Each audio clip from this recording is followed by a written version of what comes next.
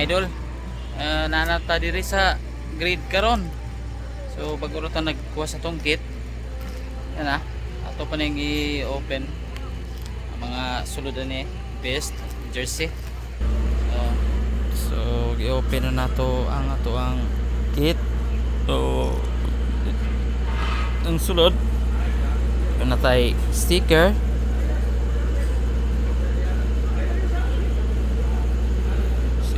Missing red duha. Then SIM card 5 gig 21 gig free data nya balaklava. This one itong gamiton sa event dire jersey, long sleeve jersey nya itong best best na to. This one. So na and ID ito nang gibutang nga sa tungalan and saluyo kay ang mga checkpoint ani mapata kabaw kung say sistema ani nila kay first time na ito mo apila ng Cebu Amazing Ride atay 10 checkpoints. So may bawaan na ni to i-aim raffle ticket for brand new Honda Click 125i.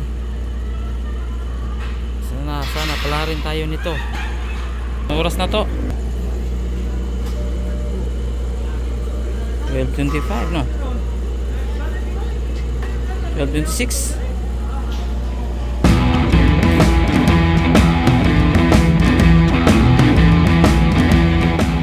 It's na daw niya Time in Cebu na may ganitong riding challenge. So ang mangyayari nito, bigay na namin sa inyo yung first checkpoint dito. After that, doon na tayo sa second checkpoint. So briefing ko lang yung lahat na may mga checkpoint po na walang signal. So that's the challenge. So ang gagawin na natin, kasi may mga clues naman tayo. So pag walang signal, meron kaming nilagay na coordinates doon sa mismong clue. So kung alam nyo paano gamitin yung Google Maps nyo, we recommend na mag Google Maps na yung lahat. Kasi may offline mode yan eh. Kung na-download nyo lang yung mapa ng Cebu, may offline na mode yan. So, ilagay natin doon yung coordinates.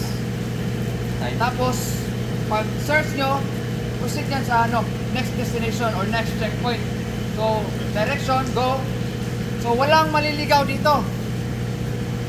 Walang maliligaw kasi lahat tayo gumagamit ng Google Maps.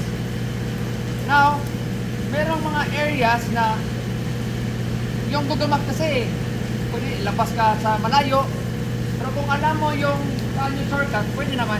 Kaya pwede kayong make your own road dito kung alam nyo yung daan. So, sa mga hindi taga Cebu, patingin nga, pataas ng kamay ng mga outside Cebu na participants. From outside Cebu. Actually, may marami pa tayong hindi nakarating ngayon, pero sige lang. Sige, ganito yan.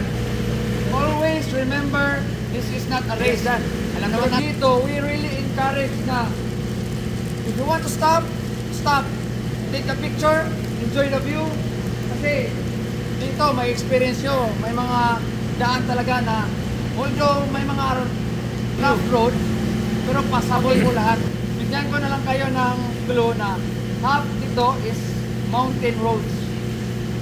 So, kaya meron kaming slogan na Cebu, amazing view, amazing road, amazing Cebu. Cebu Amazing Ride. Get the clue.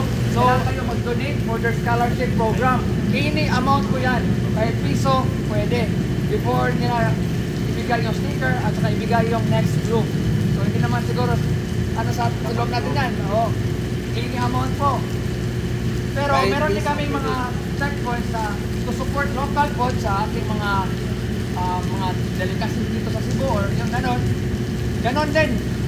Buy something para ma-experience nyo lang kung ano yung mga produkto nila. Siyempre, gusto din namin i-promote talaga yung mga magagandang view.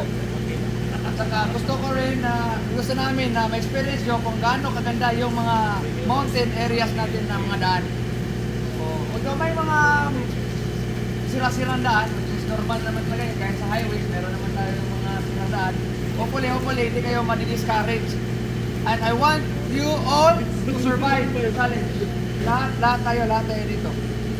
Magiging survivor. The first survivor sa Cebu Amazing Ride. This is just an introduction. This event is just a basic route. For next year, there will be another route, another challenge.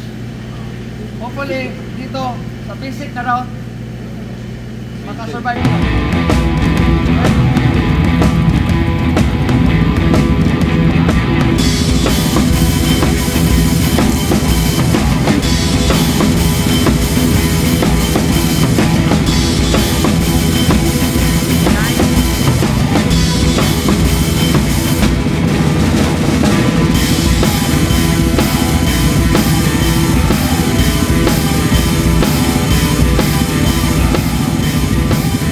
Uslog or shine.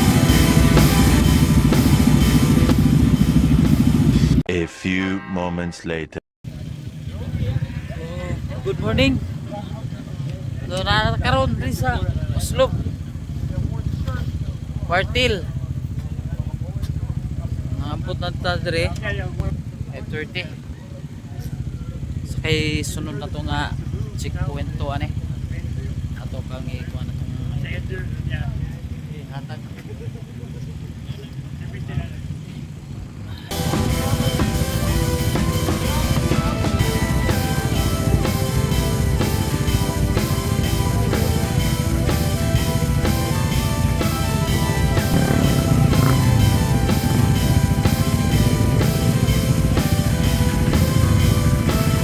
Hotel Uslog.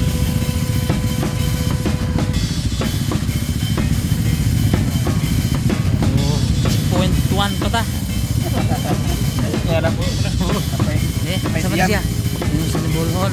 Ano ka driver man? Papa. Ano pa nang tao tong ngalan dero?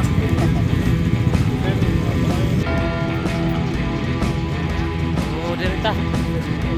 Ari ta dere. Silpi ta dere oh.